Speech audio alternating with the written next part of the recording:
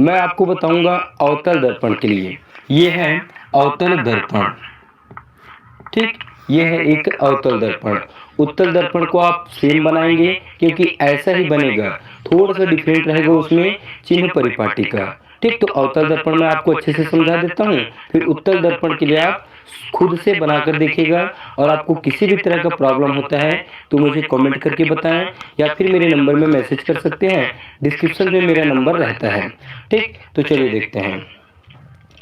यहाँ पे हम एक्स वाई ले लेते हैं, एक अवतल दर्पण, और यह है इसका ध्रुव, ठीक। अब इस दर्पण का हम ले लेते हैं मुख्य अक्ष, ये, ठीक। यह है दर्पण का मुख्य अक्ष। अब मुख्य अक्ष के समांतर एक प्रकाश किरण आपतित करते हैं। ये मुख्य अक्ष के समांतर एक प्रकाश किरण ए और ये बी, ठीक। इस प्रकाश किरण को नाम दे दिए हम ए और बी। मुख्य अक्ष के समांतर एक प्रकाश किरण ए बी आपतित होती है, ठीक। अब ध्यान दीजिए, अब हम जानते हैं ये जो प्रकाश किरण है वो कहाँ से जाएगा, मुख्य फोकस से होकर जाएगा। प्रतिबिंब निर्माण में आपको अच्छे से समझाया हूँ। तो ये प्रकाश किरण क्या होती है, मुख्य फोकस से परावर्तित होती है, ठीक। तो यहाँ पे होता है मुख्य फोकस कैपिटल एफ, चलिए नीचे दे देता हूँ कैपिटल एफ, ठीक। इसको कहते हैं मुख्य फोकस। अब ये आपतित प्रकाश है तो यहाँ पे एक बिंदु है, तो ये जो बिंदु है ये बनाता है एक अभिलंब। क्या बनाता है, अभिलंब। और यहाँ पे होता है वक्रता केंद्र सी, ये भी मैं आपको बताया हूँ।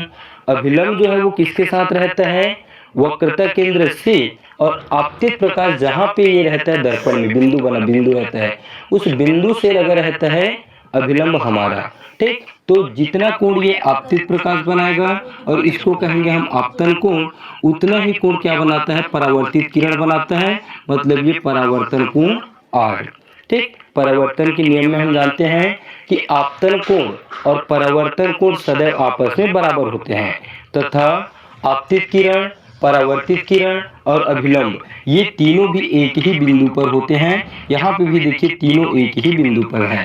तो यह है आपका आपतन कोण आई और यह है आपका परावर्तन कोण आर। अब ध्यान दीजिए, ये है सी, यहाँ से आप इसको मिटा सकते हो क्योंकि इसका काम नहीं है, और इस किरण को भी छोटा ले लेना, ठीक। यहाँ पे ले लेना ये ए और ये बी। अब ए बी आपतित किरण और सी और पी दोनों क्या होंगे, एक दूसरे के समांतर हैं।